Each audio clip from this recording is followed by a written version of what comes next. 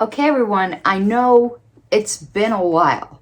It's been a minute since we've gone back to this book because I did actually just got so busy and took some time off of continuing, but I've actually finished it now. And this video, however long it takes, which, you know, I tend to record in segments, is going to be covering the last 2 chapters. But there's not a lot copied or highlighted because it was really a summary. This is not so easy to find any longer. I don't really know its availability on Ape Books. Again, it's The Problem of Political Authority by Michael Huemer. But it's one of the best books on anarchism I have read. Even with all the disagreements, we're all going to have disagreements during it. Giving this to Wayne to read next. Hopefully I'll make an anarchist out of him yet. So we are going to we're doing the last 2, so it'll be chapters 12 and 13. Chapter 12 is War and Societal Defense, and I don't think I covered this, but if I did, you're going to get to hear it again. And the last chapter is From Democracy to Anarchy. For some reason, it makes me think that I covered 12 already, but oh well. But From Democracy to Anarchy, from my lips to God's ears, right? Okay, War and Societal Defense. So let's see what we've got here, because that is always the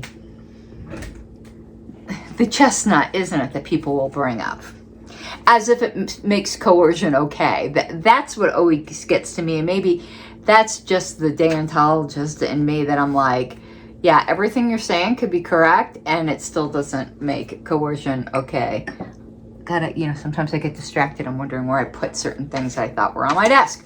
Okay, it says, ideally, all human beings would live without nation states or national armies, so there would be no need for national defense. But this happy state of affairs could not be expected to come about all at once. We must assume a transitional period in which an anarchic society coexists with state-dominated societies. Could the 2 kinds of societies coexist, or would one inevitably overtake the other? There's also an assumption here, and because it's been a while since I read this particular section, as I've mentioned before, the word anarchy by itself does not imply non-aggression. Libertarian anarchist does, but he seems to be anticipating the need for defense because anarchy won't come to the whole world all at once, that you're going to have anarchic societies existing side by side with non-anarchic societies. But I don't think that's the only quote-unquote problem. Anarchic societies could war with each other, couldn't they? But anyway, I just thought I'd bring up that I thought that was kind of odd. So, it says, and he goes on about the resources required for standing armies. So it's unlikely that an anarchic society could maintain anything like the military forces typical of modern governments. For these reasons, members of an anarchic society could not hope to defeat a governmental army in open combat, nor could they hope, as governments often do, to wage an aggressive war against another country. But the focus on relative military power may be misdirected for 2 reasons. First, the requirements for effective defense may be more modest than the requirements for effective aggression, and I think that is actually, in fact, the case. And the military expenditures of most modern governments may be far greater than defense requires. Second, as in the case of interpersonal relations, the strategy of avoiding armed conflict may prove more important than that of attempting to win armed conflicts. So he goes on to say his aim will be to show that an anarchic society could survive in some realistic conditions that obtain in some parts of the world or could be reasonably expected to obtain in the future. So he talks about various forms of non-governmental defense, one of them being guerrilla warfare. I mean, the United States got its, what happened in Afghanistan? Do not underestimate the effectiveness of guerrilla warfare, or take a look at the Viet Cong. So, Yeah, he actually mentions that in talking about the Viet Cong insurgents. The most powerful nation in the world had been defeated by the rebels of a small third world nation. The defeat was due partly to the inherent difficulty of countering guerrilla warfare tactics and partly to the fact that the Vietnamese were far more deeply committed than the Americans to controlling the fate of Vietnam. Right, you will fight like a tiger for your homeland. In each of these cases, it's funny, I think we're just mind melding now. In each of these cases, the rebels were fighting in defense of their homeland against what they saw as foreign aggressors. He said this would be all the more true in territories such as most of the present-day United States, where a large percentage of average citizens are armed to begin with. Not if the Democrats have their way. And then, next section is the difficulty of conquering an ungoverned territory. See, I'm getting a little hoarse. I need a sip of soda. In one respect, conquering an anarchic society would be more difficult than conquering a nation state. To conquer a territory that is already governed, the aggressor must convince the existing government to surrender, which can generally be done by either attacking fixed government military assets or by killing enough members of the population. Once a government surrenders, the apparatus of that very government may be co-opted to control the society on behalf of its new rulers. But a determined and wealthy aggressor could establish government over an initially ungoverned society, but the task of doing so is likely to be more expensive and time-consuming than that of taking over some society that already has a government but a weak military. Since there are many societies satisfying the latter description, an anarchist society is not likely to be the most attractive target for an expansionist regime. It might be for other reasons, if they're right next door or whatever, but these are just some principles that I would happen to agree with. And then he talks about historical episodes over the last century that have revealed the surprising effectiveness of non-violent methods of resistance to tyranny and injustice. Absolutely agree. He gives multiple examples of that. I would just really encourage you to read that. He says, prima facie, historical episodes such as the ones he described earlier may seem puzzling. How can a national government with massive stockpiles of armaments and tens or hundreds of thousands of troops be defeated by unarmed peaceful civilians? The explanation lies in the nature of government power. Chairman Mao is oft quoted as saying, political power grows from the barrel of a gun. But this is only part of the truth. Political power comes fundamentally from the people over whom it is exercised. It reminds me of that quote from Game of Thrones of how a very small man can cast a very large shadow, and that power is where the people believes it resides.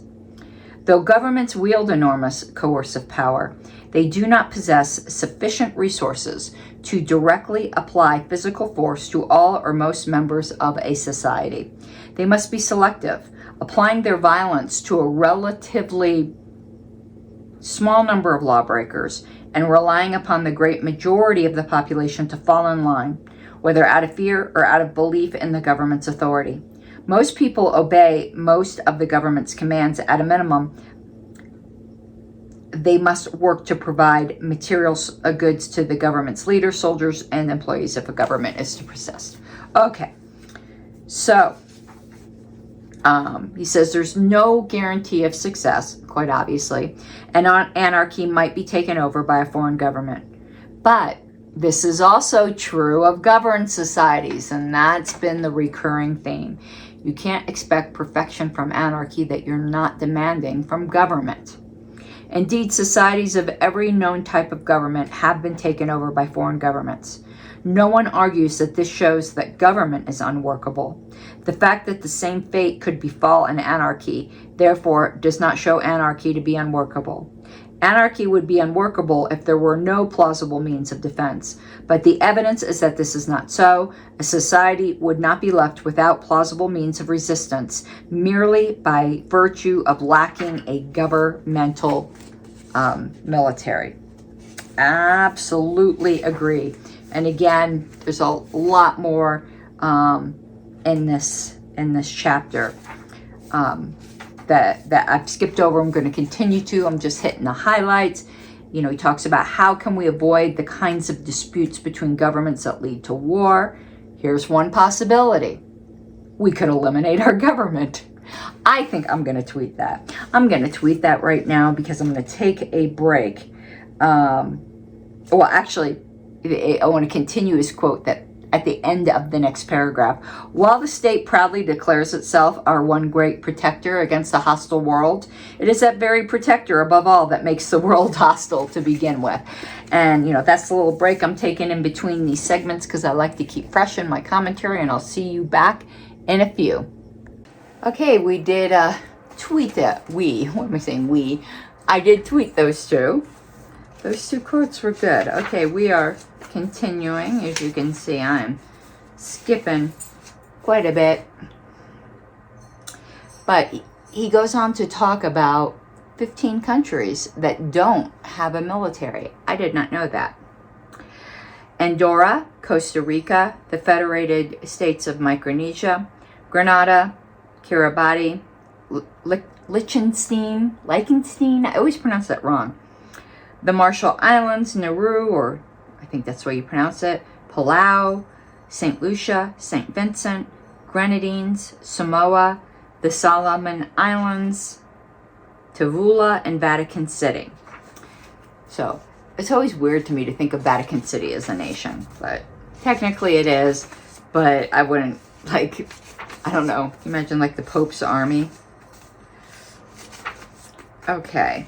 So that was all I was covering in chapter 12. Now we are moving on to the one that's like my anarchist wet dream right here. From democracy to anarchy. So he starts, anarchy may be desirable in theory, but is it attainable? In this chapter, I will argue that the eventual development of an anarcho-capitalist order, while not inevitable, it's neither impossible nor exceedingly improbable. We may be tempted to conclude that the rise of an anarcho-capitalist world is exceedingly improbable or impossible simply on the grounds that anarcho-capitalism has never been realized and is very different from the status quo. We should resist this temptation. 3 broad observations contribute to my optimism. First, many radical changes have occurred in human history, including major political and cultural changes. Second, the future will most likely see even more rapid change than the past. Third, some of the most important long-term social changes have been in a direction consistent with the eventual emergence of anarcho-capitalism. He kind of argues like that democracy is a necessary precursor. I'm going to go on kind of a really weird tangent here because I've been watching a lot of AI videos, and you know, like I've all of a sudden turned into a Luddite that freaking hates AI. And it just reminds me of how prescient science fiction authors are. So I'm like now envisioning this world, not necessarily with the caste system and the emperors and all that, but like a Dune-like world where there's prohibitions on technology, because it basically is going to destroy us. So I was watching an Answers with Joe video, and of course none of this is any surprise to anyone, but just the way he said it, it was like when I first heard about 3D printers, and I said, well, wouldn't they eventually put themselves out of business? Because couldn't you just 3D print another 3D printer? And I was being somewhat facetious, but it was only somewhat. So he today was talking about AIs that can create, and he goes, and they can create other AIs. And boy, just like Skynet and Dune came to mind. End of rabbit trail. Human beings are unusual amongst nature's products, they may do the same thing for thousands or hundreds of thousands of years and then rapidly shift to a radically new form of behavior. That is true. I mean, just look at what's happened in this country, for the good or for bad. The rise of civilization and the shift from tyranny to democracy are both examples of radical changes in human social organization made possible by human intelligence. And many other dramatic social and political changes have occurred in recorded history. And he goes on to mention slavery, female suffrage, extreme rates of, violence, and just talk about some of the barbarism that was just accepted as that's the way it is for so long that isn't that way. So, broadly speaking, the evolution of values has been in the direction of a greater respect for persons, a stronger presumption against violence and coercion, a recognition of the equal moral status of all persons. This shift in values has driven the trend away from authoritarianism and towards liberal democracy. But these moral values are ultimately not consistent with the government in any form. All governments are founded practically upon unjust coercion and philosophically on a claim by the state to a special moral status that sets it above all non-governmental persons and groups. Equal respect for persons is not compatible with the doctrine of political authority. So, to call back to the title, The Problem of Political Authority. It seems plausible, therefore, that as these trends and moral attitudes advance, the realization may one day dawn on humanity that, in fact, no one possesses political authority. So he then talks about the geographical spread of anarchy. Anarchy is unlikely to overtake the whole world simultaneously. It is unlikely even to overtake a single large country all at once. What is more likely is that a few small countries or small local governments will take the lead in starting or expanding the sort of experiments in the outsourcing of police and court functions. The smaller a government is, the less inertia that government will experience, and the more likely it is to consider radical proposals. Once someone takes the lead in reducing a particular sort of government power, it becomes more likely that other cities or countries will follow suit. We kind of saw that, and it didn't turn out the way he said. What happened is that the state felt itself threatened and then attacked all the inevitable flaws there will be in any system, as if their system has no flaws, and scared people away from these kinds of reforms. So then he talks about the importance of ideas, and I really like this part. So he does like a syllogism. 1, the theory of anarcho-capitalism is true and well justified. 2, if the theory of anarcho-capitalism is true and well justified, it will come to be generally accepted. 3, if the theory of anarcho-capitalism becomes generally accepted, anarcho-capitalism will be implemented. 4, therefore, anarcho-capitalism will be implemented. One might question how far the trend of moral progress will continue. The wrongness of slavery, torture, despotism, and the like is obvious, whereas the wrongness of government, if it is wrong, is more subtle. Perhaps human beings were smart enough over the course of a few thousand years to figure out the blindingly obvious moral issues, but are not smart enough to figure out more subtle ones. And then it's like, how do you make the government go away? I love this quote as well. If society reaches an anarchist consensus, someone will figure out how to get the politicians to go home. I'm going to zip it there. Okay, so he's on his conclusory statements. First, about part 1. He says the traditional social contract theory fails. Due to one salient fact, there is no actual contract. The most common theory of contemporary social contract enthusiasts that an arrangement is rendered voluntary and contractual by the fact that one could have escaped its imposition through relocation to Antarctica would draw scarcely more than a laugh in any other context. The democratic process falls to the ground as authority, as one typically does not acquire a right to coerce someone merely because those who want one to coerce the victim are more numerous than those who want one to refrain. The appeal to the idea of deliberative democracy fails because no actual state remotely resembles an ideal deliberative democracy. In any case, no mere method of deliberation negates the rights of an individual.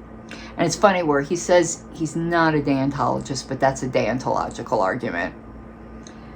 The appeal to the obligations to promote equality and to respect others' judgment fails for several reasons, including that these obligations are not strong enough to override individual rights, that they are not the sort of obligation that may be typically enforced through coercion, and that the idea of political legitimacy itself is a much clearer violation of the value of equality than the failure of individuals to obey democratically made laws.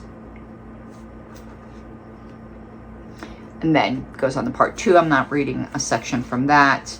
So the argument of this chapter, and here's where we're going to finish. It is reasonable to believe that anarchy may come to the world in due time. The most plausible transitional model is one in which democratic societies move gradually toward anarcho-capitalism through progressive outsourcing of governmental functions to competing businesses.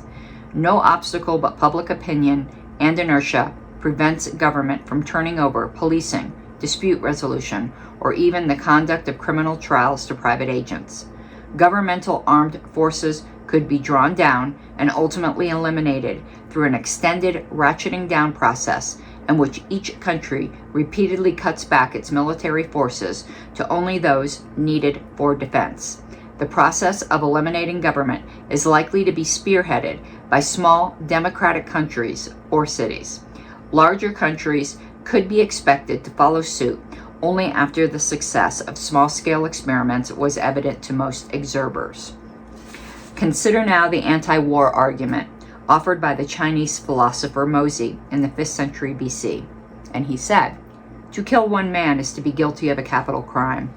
To kill 10 men is to increase the guilt tenfold. To kill 100 men is to increase it 100-fold. This the rulers of the earth all recognize, and yet when it comes to the greatest crime, waging war on another state, they praise it. If a man on seeing a little black were to say it is black, but on seeing a lot of black were to say it is white, it would be clear that such a man could not distinguish black and white." So those who recognize a small crime as such, but do not recognize the wickedness of the greatest crime of all, cannot distinguish right from wrong. Mozi's argumentative strategy is simple and compelling. He begins from an uncontroversial ethical prohibition, applies the same principle to a particular kind of government policy, and finds that the policy is morally unacceptable. It is in the spirit of Mozi that I question the institution of government as a whole. If one individual travels to another country to kill people, coercively extracts money from members of his own society, forces others to work for him, or imposes harmful, unjust, or useless demands on others through threats of kidnapping and imprisonment, the governments of the world all condemn that individual. Yet these same governments do not shy away from undertaking the same activities on a national scale. If we find Mozi's argument compelling, then it seems we ought to find similarly compelling the argument that the great majority of government actions are ethically unacceptable. And amen. What are we going to move on to next? I think Michael Malice's The Anarchist Handbook.